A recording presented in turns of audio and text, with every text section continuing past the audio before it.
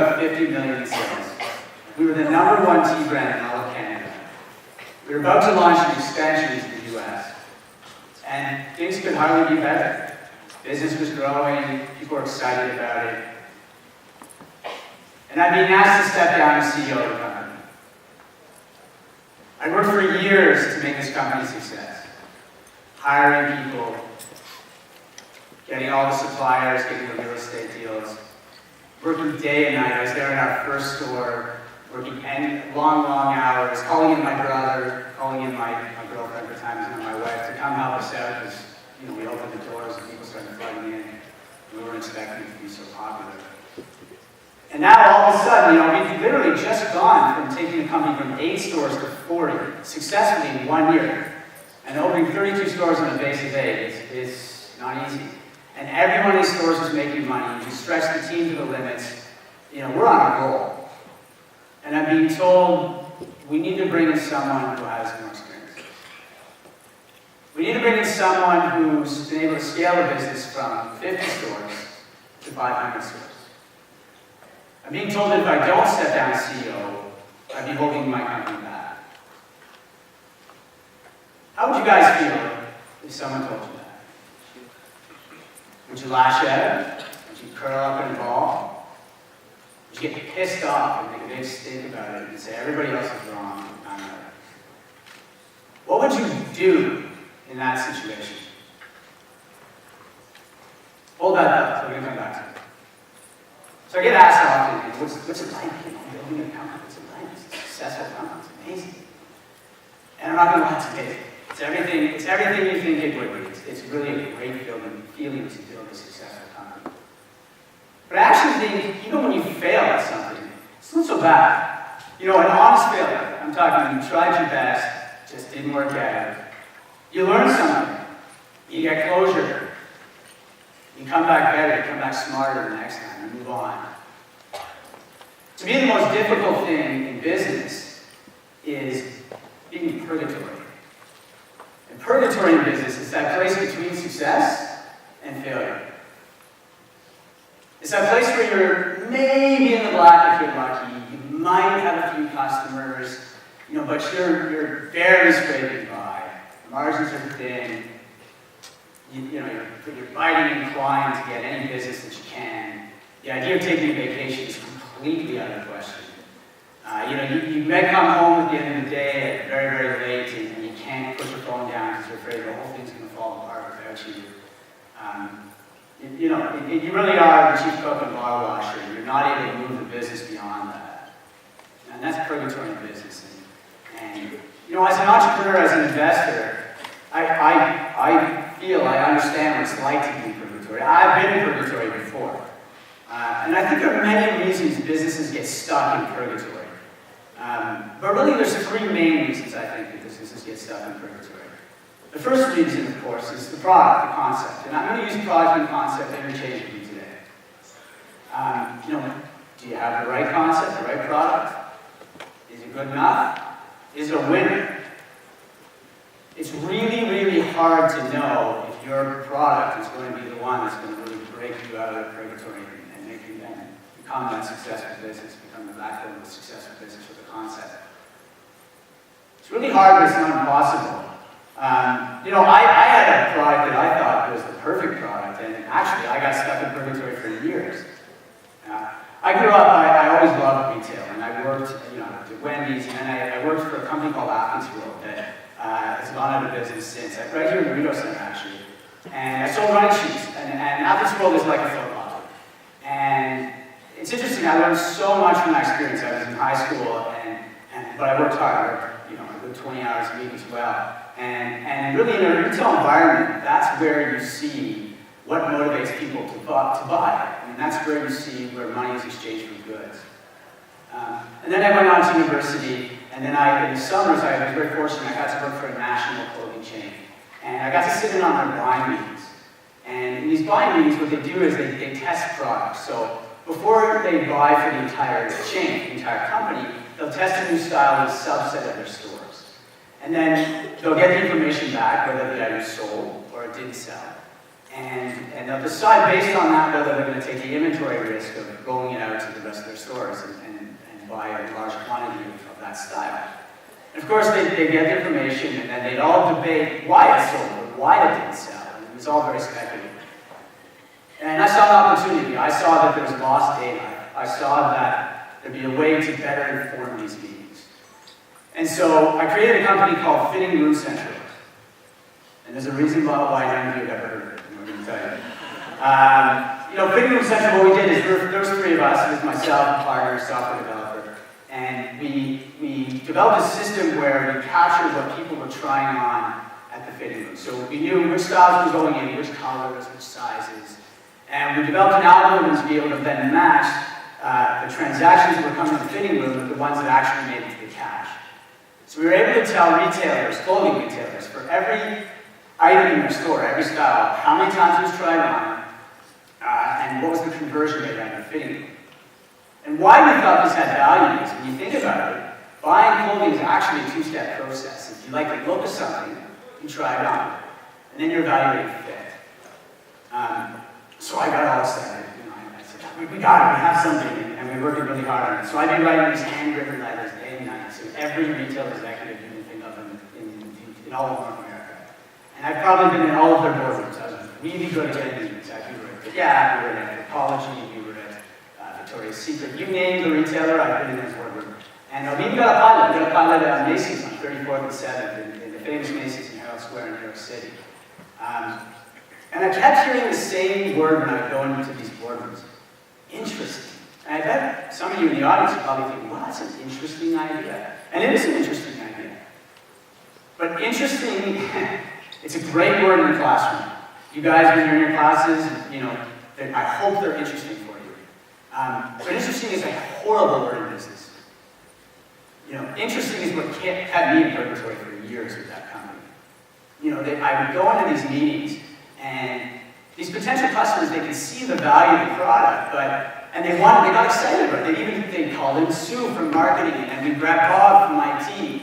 And before you know it, there's 10 people in a room, and there's a big committee, and everybody's excited about it. And I leave the meeting thinking I was one day, one more meeting away from that big sale that's really going to carry us out of purgatory and make us a going concern. But I wasn't. These potential customers, they could see that the product was interesting. They could see that it might be able to give them some valuable information, but they couldn't see how it was going to change their lives. They couldn't see how it would affect their bottom line. It was interesting, but it was nothing to invest in. They weren't willing to buy it. So ask yourself, how do your products, how do your concepts, how do your ideas, how do they stack up? Are people going to be willing to exchange money for them? Because that's how you get a sustainable business. So that's the product, that's the concept. The second thing I think that keeps people in purgatory is the people. And it keeps the entrepreneur in purgatory. It's the people. It's the people around them. It's their company, the people they hire, their partners, whomever is working with them on their concept and their product. A while back we hired an executive at David's who came in from the outside, and we brought her to solve a very specific problem. And she sounded very smart. She used a lot of jargon, a lot of acronyms. And I could barely understand her half the time. And we'd be in meetings, and she'd say something, and the room would go silent. And this was a conversation killer. It's interesting. She sounded smart, but she couldn't get anything done. And I liked her. I liked her as a person, but she clearly wasn't the right person for our company, and she was holding us back. And, I think this comes from a level of insecurity when people do that, when they hide behind jargon and acronyms. And usually that's an individual issue. Usually that insecurity is their insecurity. But what tends to happen, unfortunately, is it very quickly becomes a company culture issue. And the lines start to blur between their insecurity and your insecurity. And you start to follow this faulty logic in your head where, gee, if I can't understand them, they must really be smart. They must know something special that I don't. And then that's when you got a problem. Now you've given the reins to somebody that kind of falsely believes they know what to do. So insecurity in business, in the best case scenario, it stalls you, it creates paralysis. In the worst case scenario, it creates overconfidence and leads to costly decisions. You know, real experts, real people that really know and have thought about what they're doing and what their craft is, they're able to express complex ideas in ways that are broadly understood. They're able to generate dialogue in meetings instead of shutting it down. And I think this is really important, but they're also very curious. You know, they always want to learn, they always want to get better, they're always asking questions. And you need a company full of people like that, people who are wanting to get better, who don't see the end, they're always asking those tough questions, who are really, really curious, who are students of their expertise at the same time. So ask yourself, what are you going to do to create that kind of culture in your companies, with your ideas? How are you going to get the people around you challenging the status quo? I think if you can, this is going to be one thing that's also going to really help get you out of purgatory. And the third thing I think often holds people back and keeps them in that state of purgatory in business is their ego. You know, I got a call the other day from somebody who was looking for investment and started a company. It was in the tea space. So somebody referred them to me and said, oh, this guy's the perfect guy for you. And he was excited about this call, and he had one product, one SKU, one item. And it's really, really hard to build a business from one SKU. And on top of that, he was trying to create a market where one didn't exist today. And I've seen this before too. I've seen companies come and go over the 8.5+ years that I've been doing this. In a very similar situation. He was doing business. He was doing about $100,000 of business, which is respectable. It's not bad. And I could see getting at $200,000. I could see getting at $300,000. But this guy had ambitions to build a $50 million business, and I didn't see it. And I told him that. I said, look, I don't see it. I think that you're trying to build a one SKU business, and you're trying to create a market that doesn't exist at the same time. I would take a good hard look in the mirror if I were you. And he got pissed off at me. And I said, you don't know what you're talking about. I'm going to show you. You're wrong. Click. Thank you. So I mean, it's funny. I thought about it afterwards, and we celebrate this idea of persevering. Never give up on your dreams. You know, despite all odds, you're going to be the comeback kid. You're going to make it happen where no one else could. And, I think most of the time, actually, in entrepreneurship, it's the opposite. You have to be willing to A, not marry your ideas, because you're going to have many of them, but B, you've got to be willing to take a step back and listen to reason and be able to adjust your thinking. But you know, I do feel for that guy with the one SKU business. I do, because it's not easy to know when you're working your tail off and you do have something that's going to end up being a going concern, or when you're pouring your heart and soul into something that just really is never going to get out of the gate. It's not easy, but it's not possible. So when I'm evaluating an idea, there are many, many things I look at, whether it's my own idea or whether it's an idea I'm considering investing in. But I like to boil it down to 5 things. I like to structure my thinking around 5 different criteria. So the first criteria I look at is this product, is this concept, is it versatile? You know, when you think about tea, you can have it hot, you can have it cold. It can be a pick-me-up in the morning. It can be great to relax before bed. There are teas that are good for digestion. Sweet teas that are great after a meal. Tea can be hydrating. I could go on and on. The product's very versatile. I mean, it's really anything you put in hot and cold water that's not coffee. So there's endless herbs, endless spices, endless ingredients in the world that we can blend together in different permutations and combinations to create teas. And we can make these teas to cater to specific themes. So there's a lot of creativity that you can infuse into the business. And it's a versatile product. Sometimes that versatility, though, it's not always obvious. Sometimes you've got to discover it. Psychologists, they have a great concept, which I love. It's called the concept of functional fixedness.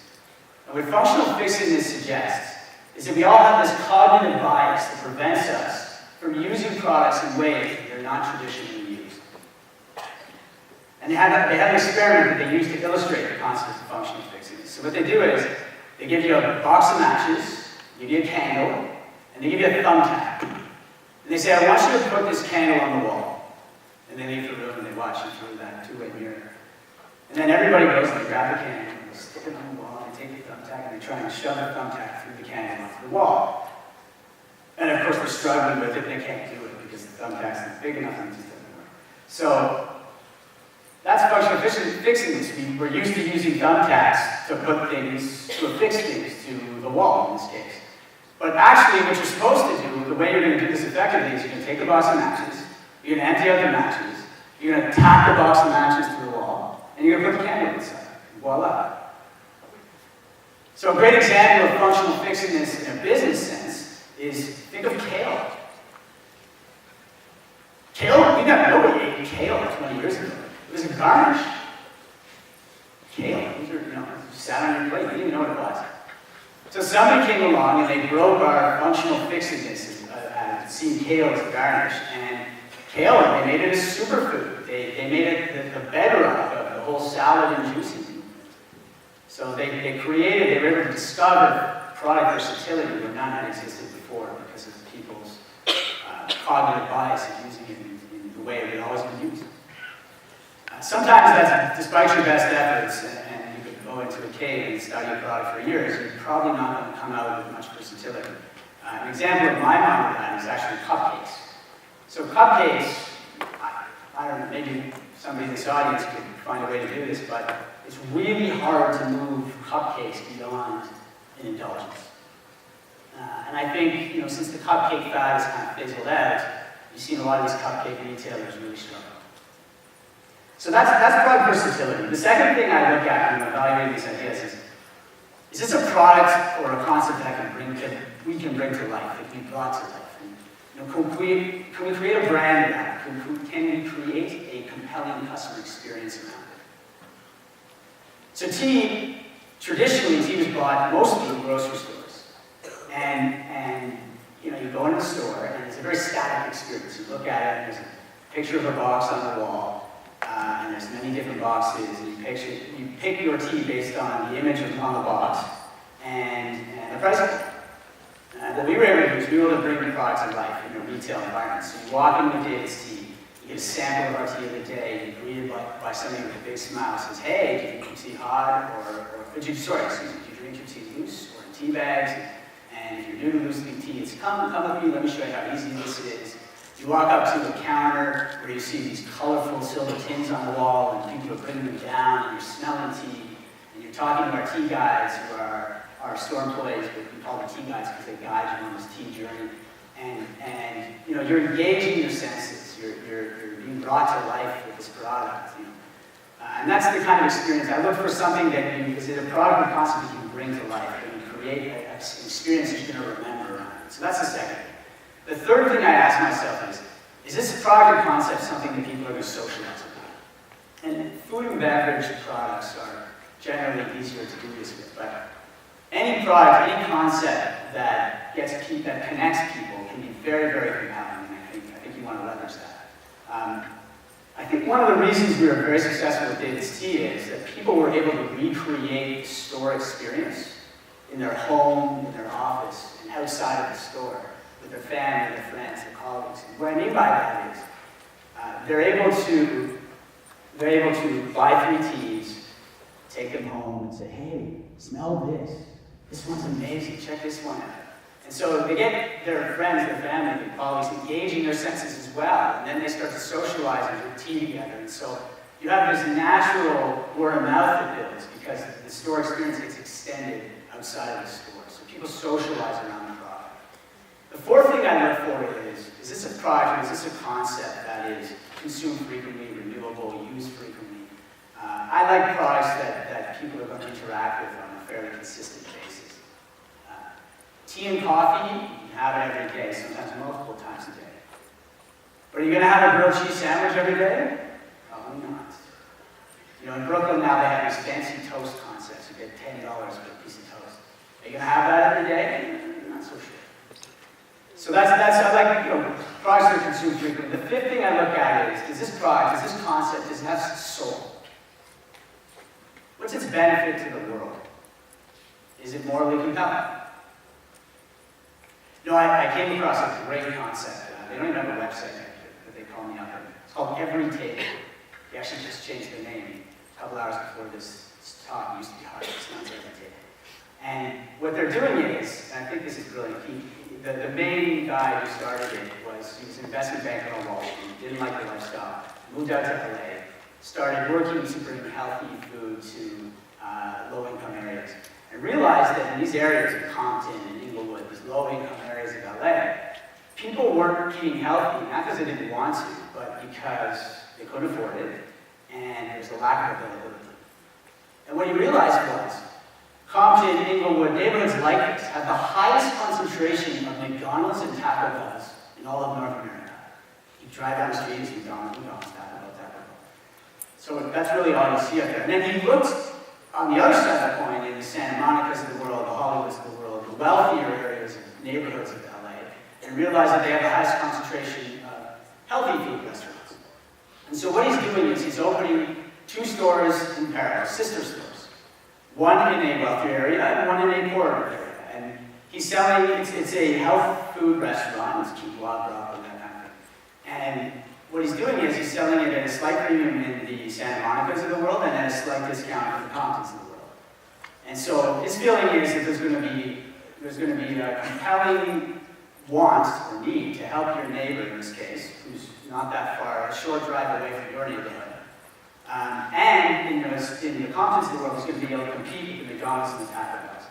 So in this case, the soul of the product, I think this is a great business because I think he's able to be profitable, the model works, which means it can grow. And also it's addressing the real need in the world right now, which is getting some of these lower income areas getting to be healthy because they tend to have the most health difficulties, unfortunately.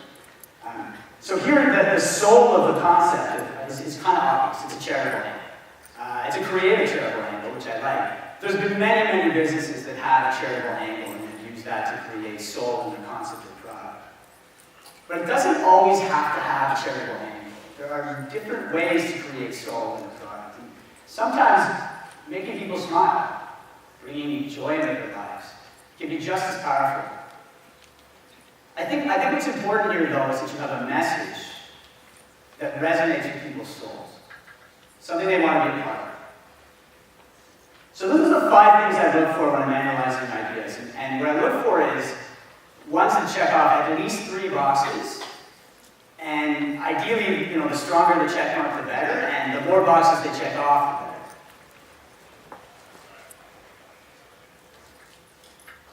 So that's how I think you try and get your product regulatory. I think you really got to step back. You got to analyze that product, and you got to ask yourself. I mean, which one of these 3 you have? You got to step back, hit the whiteboard, see which ones they're doing. And I think that going back to that concept of soul for a second, soul in a product concept is not just important for your customers, but it's also important for the people you might hire. And I think you're going to attract a higher caliber of talent if your product, if your message is really one that resonates with people. And this is really important. I personally believe in hiring for passion, hiring for a capacity to learn, first and foremost, and for credentials and qualifications, a distant second. Some of the most successful people at David Steve, some of our smartest people, our most creative people who have gone the farthest in the company, they haven't necessarily been the fancy MBAs. They've been the folks who started in our retail operation, in our stores. They're the people that love our product. They're the people that love interacting with our customers. They're enthusiastic. They are customers themselves of the product. This is really, really important. You need to have a company of people that are passionate about what they're doing, that are always asking questions, that want to make the best possible experience, the best possible product, that they think like a customer. They're curious, they're always wanting to learn. Someone that pops in my head, and I'm thinking of the kind of individual that I think exemplifies what you want in a company is, her name is Stephanie. She's the first person I ever hired. And I hired her off Craigslist, of all places. And yeah, can't work. And she was my main assistant, but she was really, really bright, very ambitious, wanted to really grow in the company. And she was there with us when we were just starting out. We were doing events, we were hustling, we were handing out samples of tea. We were just shaking a lot of hands and talking to a lot of people to try and spread the word about what we were doing. And over the time at David C, she's seen probably about 10 different people promoted above her to her boss. And some internally, some brought in from the outside.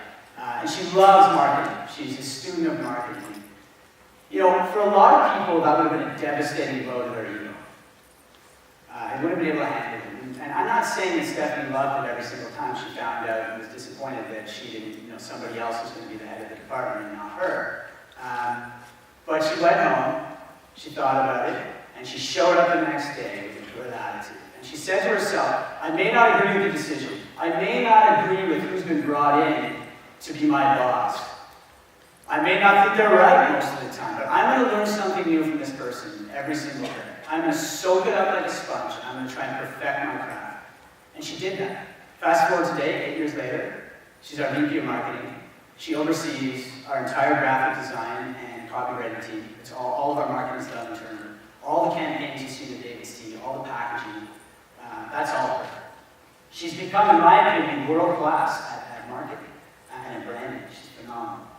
And she did it showing up every day with great attitude, and she did it learning from all of these different people. She turned situations that could have been seen as a negative into a positive. And she just kept going, and she just kept going, until eventually she ended up where she wanted to be. You know, not everyone can do that. Not everyone can do what Stephanie did and check their ego at the door. I know when the company came to me and said to me, we want you to step down as CEO, despite the fact that the company was on fire. You know, it was really hard for me. It was hard to swallow my ego, and I could have gotten pissed off. I could have said no. I could have said things that I can't say in this room. You know, but I could quit. I could have started bad-mouthing the company and run off. But I didn't do any of those things. I didn't do any of those things. What I did was I took it emotion. I focused on learning the skills that I needed to learn to get better. And guys, it was the best decision I've ever made in my entire life. We ended up doing a deal with Highland Capital, which is a really renowned private equity group out of Boston, especially in the retail sector. And they brought in 3 amazing executives. They brought in a CEO who had been a head buyer for Staples. He was on the board, still is on the board of Carter's, which is a multinational children's clothing retailer. We brought in a chief financial officer from DaVita, which is a large publicly traded company that opens dialysis clinics in the U.S. And we brought in a chief operating officer from Starbucks. She worked at Starbucks for years, since they had like 40 stores. And she had opened stores for them, and she was very high up in their retail operations division. And they came in, they were enthusiastic, they were curious. They wanted to learn, they wanted to teach also, but they wanted to learn as well. They had a high amount of respect for what we had built. And they really did know how to take us from 50 stores to 500 stores. And it was phenomenal. I got to work with them on the executive team. I moved into handling all of the real estate for the company. I went on to do over 100 real estate deals in Canada and spearheaded our entry into the US. I then moved into a role that is my real passion, which is brand and product development. And I was the chief marketing and merchandising officer, and I oversaw all of the marketing, all of the product, basically everything you see on our shelves and in our stores. All the team, of course. And it was like getting a Harvard MBA and getting paid to do it. Couldn't have been better. You know, and I think that's what being an entrepreneur is all about. It's about a never-ending journey of perfecting the craft, of being able to take an idea, being able to structure your thinking, of being able to take that idea and turn it into a reality, take it one step at a time to get it from an idea to something that exists, creating something from nothing. You can do that in a startup, you can do that within an organization. It's really a skill that applies in life, almost everywhere. And it's about being constantly curious. It's about wanting to learn. You know, and I think for you, if it's about being your own boss, I often hear this, I want to start a business, I want to be my own boss. Then you're going to burn out eventually, because it's hard work. And sure, being your own boss is really, really cool. It's really cool. You get to work any 23 out of 24 hours that you want. You pick. It's up to you. No, yeah, seriously, honestly, building a business building successful business, you all know this, it's a lot of hard work. And I think it's that curiosity that's going to keep you going for those long hours. And it's that humility that's going to allow you to step back when either a voice inside of you or someone from the outside is telling you, you need to learn something new. You need to step back. You need to do something that might make you uncomfortable to help move your company forward, to help move yourself forward. So here we are, 4 years after that moment when I stepped down as CEO, and I've learned skills that are priceless and were valuable not just to David's team, but to myself personally that I now have for my entire life. I've learned the difference between running a militia, which is what we were when we were doing $50 million of business, to running an army, which is what we are now. I learned how to implement process. I learned how to implement best practices. I learned how to get people oriented around the same goal and how to get them working towards the same end together. Very, very different in a larger company than it is in a smaller company. If you say turn left in a militia in a small company, everyone hears you can turn left. If you say turn left in an army, a big army, they don't hear you on the front lines. You're relying on a bit of broken telephone. Turn left, turn left, turn left, turn left. And maybe your message gets to the front the way you intended it to get to the front. So, I mean, that in and of itself is a skill set, and one that I now value a great deal. So here we are, 2016, David Steve's doing over $200 million in sales, has over 200 stores, publicly traded on the NASDAQ. And I really do believe that none of that would have been possible had I not been able to keep my ego in check and let it hold the company back and let it hold myself back. So the question for you now is, are you stuck in purgatory? Do you want your business, do you want your idea, do you want your concept, do you want it to get to breakthrough, do you want it to become a going concern? So ask yourself, actually, you know what, pull out your phones. I'm going to be the only speaker in the entire conference that has you pull out your phones. Go on, pull out your phones. This is like a big no-no in the speaking world. And I'm going to have you send an email to yourself. Send an email to yourself. What a great way to end the conference, with an email to yourself. And what I want you to do is I want you to think of one of these three reasons. What is it? What is keeping you in purgatory? Is it the product? Is it the concept? Is it the people?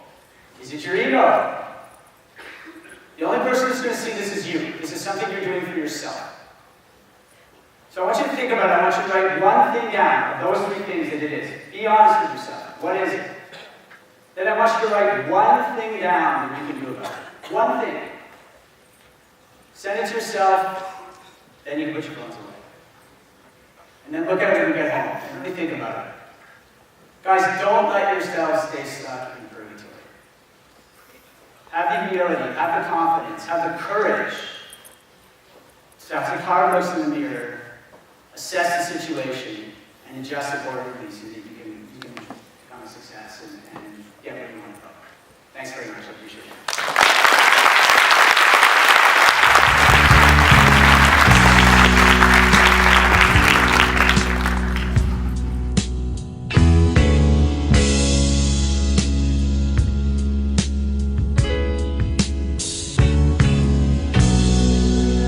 Not the same, I am too reckless. I'm not trying to go in that direction. They've been doing too much flexing, and they about to call the wrong attention.